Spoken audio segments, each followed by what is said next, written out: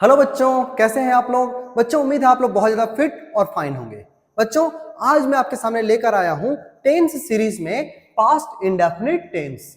आज हम लोग को सीखना है कि पास्ट इंडेफिनिट टेंस क्या होता है, उससे संबंधित सारे स्ट्रक्चर्स को, सेंटेंसेस को बहुत अच्छे से सीखेंगे, सारे रूल्स को भी सीखेंगे। तो चलिए स्टार्ट करते हैं आज के क्लास को। देखो हमको आज पढ़ना है सिंपल पास्ट टेंस, या तो इसी को कहा जाता है पास्ट इंडेफिनिट टेंस। अब ये क्या होता है, देखो ये वैसे सेंटेंस होते हैं जो कि पास्ट में कंप्लीट हो चुके होते हैं। मतलब पास्ट में जो घटना हो चुकी है उसे हम लोग पास्ट इंडेफिनिट टेंस में हम लोग पढ़ते हैं, सीखते हैं। अब देखो इसको पहचानने का नियम आप सीख चुके हो कि इसको पहचानने का नियम होता है ता, था, या तो, या पे भी कहीं आके अटक जाए तो भी हम इसे कहेंगे कि ये सिंपल पास्ट टेंस का है। अब इसका स्ट्रक्चर आपने क्या याद कर रखा है, इंट्रोडक्शन वाले पार्ट में मैंने सब याद करवाया है। इसका होता है subject plus V2 plus object, subject plus V2 plus object. लेकिन बच्चों इसे आप बिल्कुल वैसे ही समझो जैसे कि आपने सिंपल प्रेजेंट टेंस को सीखा था। मतलब ये जो है ये केवल अफर्मेटिव सेंटेंस में यूज होता है। मतलब इस तरह से जो सिंपल सेंटेंस होता है, पॉजिटिव सेंटेंस होता है, वैसे सेंटेंस में हम इसे इस स्ट्रक्चर का यूज करते हैं। जब हम इसका नेगेटिव स्ट्रक्चर को देखते हैं तो इसका नेगेटिव स्ट्रक्चर कुछ बदलता है। वो क्या होता है, सब्जेक्ट और नॉट जो है वो डिड के साथ लगता है। मतलब डिड प्लस नॉट और प्लस V2 बन जाता है V1, और यहां लिख देते हैं हम ऑब्जेक्ट। जैसा कि आपने सिंपल प्रेजेंट टेंस में पढ़ा था कि V1 V5 जो होता है वो V1 में चेंज हो जाता है, उसी तरीके से यहां कुछ होता है। चलिए सेंटेंस के माध्यम से जब आप सीखोगे तो वो बेहतर समझ आएगा। हमारे साथ है वह मेरे साथ खेलता था, पास्ट में मेरे साथ वो खेलता था। तो जो घटना पास्ट में हो चुकी है, जो घटना पास्ट से संबंध रखता है, उसे हम सिंपल पास्ट टेंस में ट्रांसलेट करेंगे। देखो जैसे वह मेरे साथ खेलता था, बीते हुए कल में खेलता था, बहुत पहले खेलता था। मतलब ये जो घटना वो खत्म हो चुकी है, बीत चुकी है। तो वह मेरे साथ खेलता था, जब ता था है तो आप इसे सिंपल पास्ट में बना दो। सबसे पहले लिख दो सब्जेक्ट, सब्जेक्ट है हमारा ही।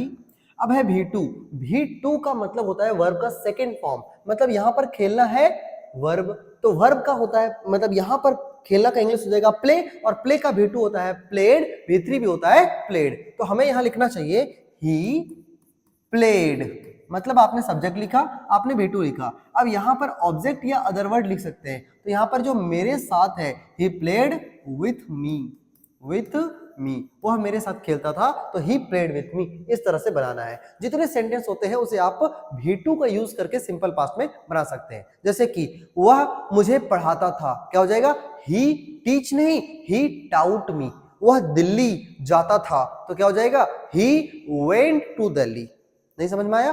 और मैं पानी पीता था, I drank water, I drank water, drink नहीं, उसका वर्ब टू यूज करना है। यदि आपको वर्ब टू नहीं आता है तो आप सबसे पहले नॉर्मल ट्रांसलेशंस के बुक में मिलते हैं, आप सबसे पहले वर्ब 1, वर्ब 2 और वर्ब 3 इसको कंप्लीट करो ताकि आपको कभी कंफ्यूजन ना हो। आगे बढ़ते हैं। गणेश पटना नहीं आया। अब देखो आपको सिखाया ना कि यदि या पे भी आके अटक रहा है तब भी ये सिंपल पास्ट टेंस से बिलोंग करेगा। तो लिखा है गणेश पटना से नहीं आया, मतलब सिंपल पास्ट टेंस यूज करेंगे। अब नहीं है मतलब नेगेटिव सेंटेंस, नेगेटिव सेंटेंस मतलब हमको डिड यूज करना पड़ेगा। क्या यूज करना पड़ेगा, डिड। तो आपको लिखना चाहिए गणेश, बोलो मेरे साथ, गणेश, और इसके साथ आपको डिड लिखना होगा, तो हो जाएगा गणेश डिड नॉट। अब सोचो आना का होता है कम, आना का क्या होता है, कम, और इसका वर्ब टू होता है केम, और वर्ब थर्ड भी होता है कम। तो सोचो कि यहां पर हमें क्या यूज करना चाहिए। क्या आप सोच रहे हो कि यहां V2 यूज करना चाहिए,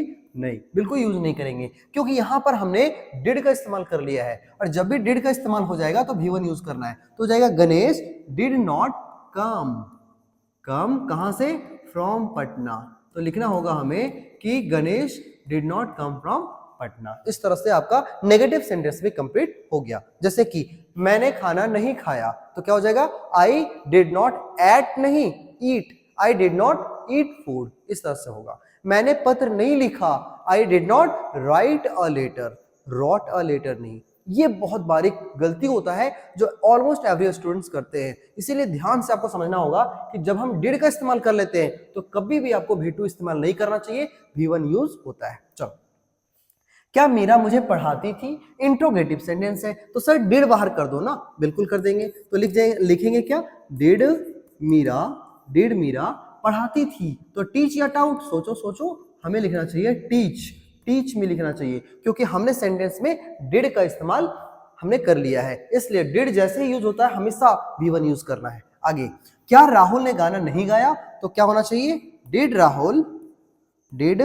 राहुल नॉट, क्योंकि जब भी हम इस तरह से यूज करते हैं, कॉन्ट्रैक्शन फॉर्म यूज नहीं करते हैं, डिड और नॉट का कॉन्ट्रैक्शन फॉर्म डिडंट होता है, बट यदि हम डिडंट यूज नहीं कर रहे हैं तो नॉट सब्जेक्ट के बाद जाएगा। तो डिड राहुल नॉट सिंग या सैंग, हो जाएगा सिंग, क्योंकि V1 यूज होना चाहिए, डिड है तो हो जाएगा सिंग अ सॉन्ग। इस तरह से आपका इंट्रो नेगेटिव पार्ट भी कंप्लीट होता है। लास्ट, यदि आपको यह लिखना है कि इसका WH वर्ड क्या होगा, मतलब सेंटेंस है राम ने रावण को क्यों मारा, यहां पर हमारे पास WH वर्ड है, और WH वर्ड के रूप में क्या है? तो क्यों है, तो क्यों को हम लिखेंगे सबसे पहले, उसके बाद इसका ऑक्सिलरी वर्ब के रूप में यूज हो रहा है डिड, तो हम डिड लिख दिए। तो why did, subject Ram, why did Ram kill होगा या किल्ड होगा बच्चों? तो बताना, यहां हो जाएगा किल, क्या हो जाएगा? किल। व्हाई डिड राम किल रावण, क्या हो जाएगा? रावण। और इस तरीके से आपका ये जो कंप्लीट होता है, आपका नॉर्मल सेंटेंसेस को हमने बहुत अच्छे से सीखा। आई होप आपने ट्रांसलेशन को बहुत अच्छे से सीखा होगा। प्रैक्टिस करते रहिए, आपका ये बहुत ही आसानी से आप इसमें परफेक्शन को हासिल कर सकते हैं। चलिए आगे बढ़ते हैं और हमारा नेक्स्ट रूल को देखते हैं। ये सारे जो रूल्स है ना, ये आपके ग्रामर के दृष्टिकोण से भी और आपके एग्जामिनेशन के दृष्टिकोण से भी, और ये जो है सो आपका डीप ग्रामर की तरफ बढ़ता है। तो आपको ये सारे पॉइंट्स को बहुत अच्छे से याद रखना चाहिए, जिसमें आप पास्ट इंडेफिनिट टेंस को बहुत ही अच्छे से सीख सकते हैं। एग्जामिनेशन में क्वेश्चंस इन सबसे भर भर के आते हैं। तो चलो सीखते हैं इन सारे रूल्स को। देखो, ये रूल्स कहते हैं कि यदि पास्ट इंडेफिनिट इंडिकेटर्स लगा हुआ हो आपके सेंटेंस में। अब ये पास्ट इंडेफिनिट इंडिकेटर्स क्या होते हैं सर? देखो, ऐसे कुछ वर्ड्स होते हैं जो बिल्कुल इस बात की तरफ इशारा करते हैं कि ये पास्ट से बिलोंग करता है। तो जैसे क्या है आपके सामने, ये है कि 1947, क्या है? 1947 मतलब बीतती हुई घटना है।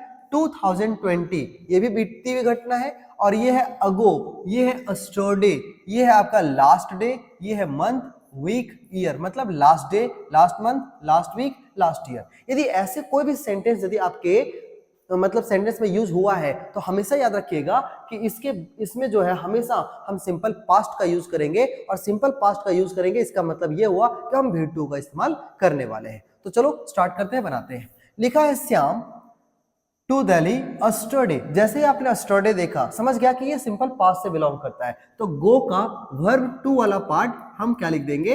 वेंट लिख देंगे। आई होप आपको समझ में आ गया होगा। आगे लिखा है इंडिया इंडिपेंडेंस इन 1947। 1947 में इंडिया ने आजादी पाई। तो गेट लिखेंगे या गॉट लिखेंगे? V2 क्या होता है? गॉट होता है। तो यहां हमको लिखना चाहिए गॉट। किस तरह से हम इसको यूज करें समझ आ गया है ना? मतलब पास्ट इंडिकेटर्स जब भी आपको दिखे तो ऑलवेज यूज वर्ब का सेकेंड फॉर्म। चलो आगे बढ़ते हैं।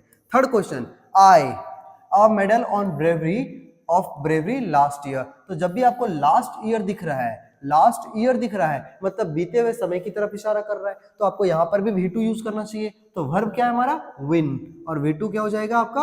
WON, वॉन हो जाएगा बच्चों। तो इस तरीके से आप जो बहुत अच्छे से सीख पाए कि किस तरह से हमें इन सभी वर्ब का इस्तेमाल करना है पास्ट इंडिकेटर्स को देख करके। ठीक है, चलो लास्ट एक और रूल है जिसे हम सीख लेते हैं। देखो, यदि सेंटेंस में रहे it is time, it is high time, it is good time, यदि ऐसा कुछ भी रहे और यहां पर कोई सेंटेंस लिखा हुआ रहे, तो वो sentence always past indefinite tense में आएगा ही आएगा। ठीक है, ये रूल को भी बहुत अच्छे से याद रखना है।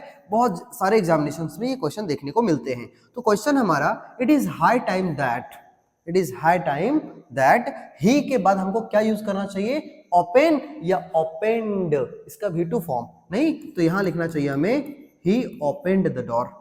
नहीं समझ में आया? आगे है it is good time that they go, नहीं दे वेंट हो जाएगा, मतलब दे वेंट फ्रॉम हियर, वे यहां से चले गए। इस तरीके से आपका ये सारे जो रूल्स होते हैं ये आपका कंप्लीट होता है। और आई होप आपने समझा कि जब भी it is time, it is high time, it is good time, जब भी सेंटेंस में हो तो हमें हमेशा जो सेकेंड वाला सेंटेंस लिखना है वो पास्ट इंडेफिनिट टेंस में लिखना है। ठीक है, समझ आ गया? चलिए अब हम लोग बढ़ते हैं आगे और कुछ क्वेश्चन को प्रैक्टिस करते हैं। देखिए, ये ओवरऑल आपके सारे रूल से संबंधित है तो आपको ध्यान से देखना होगा। दे द लेटर स्टरडे, स्टरडे मतलब वही बीता हुआ कल। जैसे ही आप स्टरडे देखेंगे तो आपको राइट के जगह पे क्या लिखना होगा, फिर रोट लिखना होगा, उसका वर्ब का सेकेंड फॉर्म यूज करना होगा। आगे है I cricket last week, last week मतलब पास्ट इंडिकेटर है तो प्ले का वर्ब फॉर्म का सेकेंड फॉर्म लिख दो, प्लेड हो जाएगा।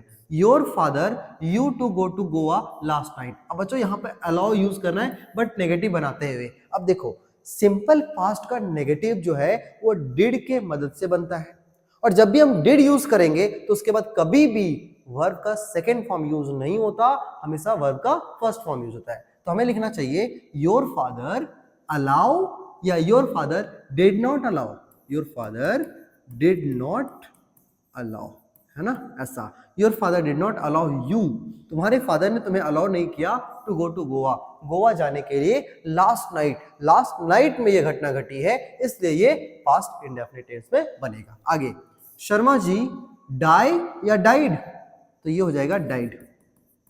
इन 1990 में शर्मा जी का देहांत हो गया था, मतलब शर्मा जी डाइड इन 1990। ठीक है, आगे है इट इज हाई टाइम। अब यहां पर आ गया इट इज हाई टाइम। अब जब हाई टाइम की बात हो तो मैंने कहा था कि जो आगे वाला सेंटेंस होगा ये ऑलवेज किस में होगा, सिंपल पास्ट टेंस में होगा या पास्ट इंडेफिनिट टेंस में होगा। तो यहाँ पे आपको लिखना चाहिए यू के साथ गो का वर्ब सेकेंड फॉर्म, मतलब आपको लिखना होगा वेंट। क्या लिखना होगा, वेंट। तो हमने बहुत अच्छे से ये सारे क्वेश्चंस को प्रैक्टिस किया और आई होप आप मेरे से पहले इन क्वेश्चंस का जवाब दे पा रहे होंगे, है ना। इस तरीके से आपका सिंपल पास्ट टेंस एंड करता है।